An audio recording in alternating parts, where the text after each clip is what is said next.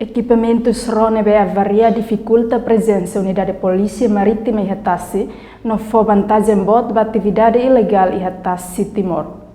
Comandante Unidade de Polícia Marítima UPM, Inspetor João Cesar da Silva Hato Idane, ba jornalista televisão Timor Post, e haniaknar fatin sexta-feira lorong lem fulang maio tina rihun rua ruanulu resin rua. Situação agora se marinha serviço Hatassi, se meus equipamentos trouxe uma avaria de Itália, Itália presença de menos Hatassi.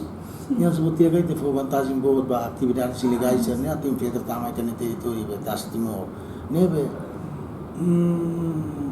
Durante ini, claro kata, amni rosa na barian ini durante tina dua turun, amra dong maksimum di ala aktividade diário de Hatassi.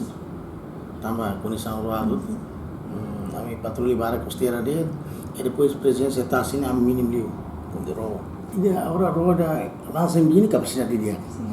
Ni kapasitas ini nível bato ikusi, nível to atau, nível to zaku sana ba. Mas honia ni rone ni naruh mah dia. Sera rone ladung bot yang unjuk itu sana. Rone ladung bot, mas bebe.